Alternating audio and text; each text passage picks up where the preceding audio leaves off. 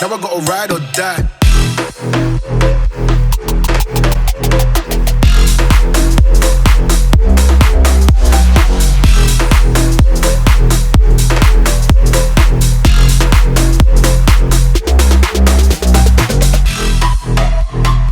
So guys, welcome back to the channel. Right, Jason. Hi everybody. Hi everybody. We're going to talk about a Ford. So this Ford is the Ford that we're going to be talking about today. This is the future. This is the future. Mild hybrid, but anyway, we're not. No, we're not actually talking about that. We're talking about this absolute glorious piece of engineering.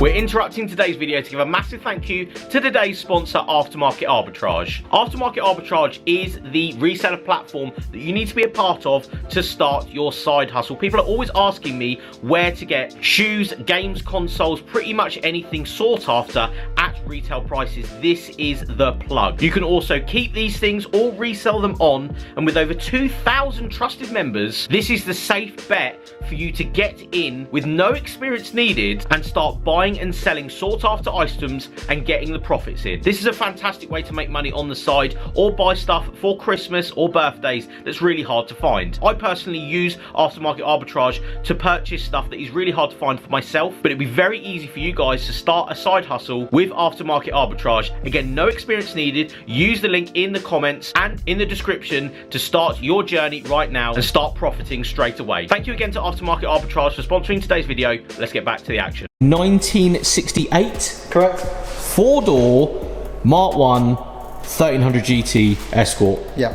So that is up there with. So this guy absolutely beautifulness. Yeah, this guy called me up and was like, look, I found this car. I haven't got any indoor storage for it sorted yet. I want to get it protected, blah, blah, blah. Yeah. So I'm like, what have you got? Ford Escort, bring it down today. Yeah, straight away. It was an Escort and it was through the door. No messing about. Yeah. Straight away. Got my attention. Love it. You love an Escort. No, to be fair, it's a good day to come in. We had a load of big jobs finish and there was overnight You've got the space, yeah. There is overnight space today. It's actually going to be going off to a secret location to be stored, waiting for its date. So we have got some storage for it. It's not going to sit here. We are quite busy. But we will point out at the start of the video, you will see swirls, you will see paint marks, you will see this. It's got bits over it. This hasn't been touched by you whatsoever. No. It's had a little flurry of clean, if that. Yeah. It's had nothing done to it. But what we're going to do in this video is actually go around it and just show you guys this car and how just stunning and preserved and of era it is, because there's some of era touches, in my opinion, that you would never do to one of these now, but it's here, so I have to make a video of something like this. We'll start inside, shall we? Because I think it needs dropping and putting on mini lights. Yeah, well, I personally, if this was my car, drop it, mini lights, maybe even rally lights on the front of it, because I'm a chav. That's the way I would do it. I would 100%, yeah, just make it probably lower and wider. Yeah. With some lights and stuff on it. I think that would be good. We'll just come around the front, show you guys, because AA badging at the front, look at that. Yeah, such a beautiful bit of kit, isn't it? I mean, we need to appreciate these cars so much, that's the thing. So this is why I wanted to pull the camera out and just do a solid video of this, because it's just nice, mate, to see it, innit? Lucas spotlights down there. Yeah, Lucas spotlights, they're of era. They're personally, they're not for me, but no. I mean, but this, at the end of the day, this was probably modified, and you will see throughout this video, it's been modified in 80s, 90s period of time, yeah, when these again weren't worth loads of money. That is a 70s Lucas light. Okay. My dad had a pair of these in a box. Yeah. That we sold on eBay. Yeah, nice. But they are quite cool in that respect. Yeah, they are cool in that respect. So you would have had the option of actual wing mirrors on this car. Right. Which is why it has a wing blank. Yeah, nice. Indoors, it has 2 radios, because one is never enough. Yeah. One is indeed a cassette player. Yeah. I reckon that's early 80s. Yes. Because it's got a graphic equaliser, and as we know, in the 80s, if you didn't have a graphic equaliser in your Technics you're a nobody, separate system, you're a nobody. You're a nobody. So a radio. I don't know if that's original Ford. I'm not a buff on Mark 1s. I know a little. Yeah. Leave a comment below if you do know. This is cool. Loving the fact that it says GT on the steering wheel. The steering wheel's massive as well. 60s era, like my 66 Coupe de Ville's got a very similar sized steering wheel, which is hilarious. Yes. But yeah, we will talk about choice modifications. That 80s modification probably to have another radio. And some speakers. And some speakers literally drilled into the side there, as you can see. Call this quadraphonic sound. Yeah. So back then I remember they used to do audio line with the biggest selling speakers like back then. That's all you could buy. So it had a little bass then and a little mid there. Built-in tweeters in the centre of the speaker. It's got those two matching audio line. Let's just go down here. Slimline ones down here. Just in here. So yeah, as you can see, choice modifications of era would be this. I do believe this is an add-on again from probably Halfords or something like that back in the day. Yeah. I don't believe that being right. I don't remember this one. It actually, when you put the ignition on, it says fasten seatbelts, doesn't it? It does, yeah. Which is cool, but it's again a very era-related. It is, as well as these stickers here. Yeah. Here. This wouldn't be original. Don't know about any of these. Don't know about this one. Again, to be honest, this is before my time, especially because I don't know a lot about this generation of Escort. It's definitely an add-on because the way it's bolted on. Yeah. And also, this is meant to look like this, but it's not. But you could take all this out and do whatever you want with it. We're just pointing these bits out at the start. Other than that, though, hell of a car. There's like spotlights. Look. It's spotlights are there. Look at that. MRW rear fog. It's had some bits and pieces. Yes, it's had all the bits done to it. But we will point out another couple of things. The interior is insanely beautiful. Oh, this Nokia 6230 holder. Yeah, that's it. That will not fit in there anymore, mate. These large phones from this era. Just the interior is such a lovely place, though. Wood panelling all the way around in the cockpit, as you can see, and these seats, yes, so nice. We'll go to the back actually. Did you hear that? I heard that. Should we just get this again and listen to this, right? Ready?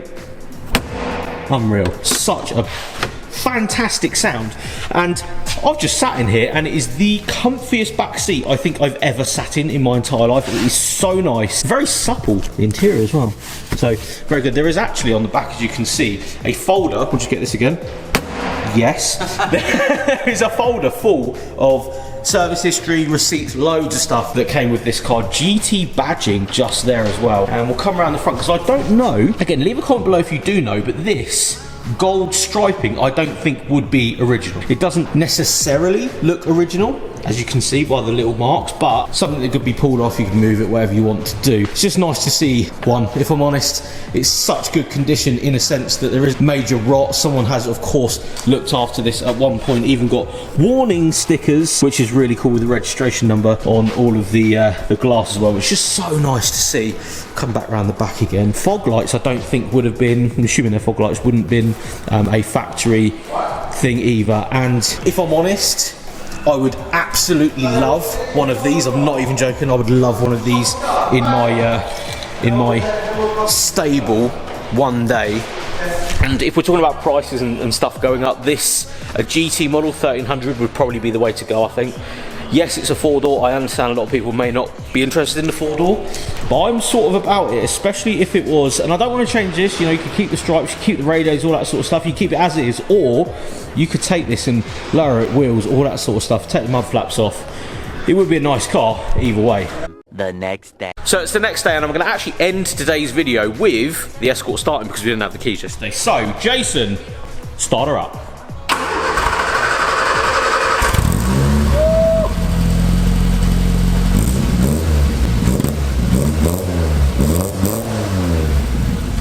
Oh, that sounds so good.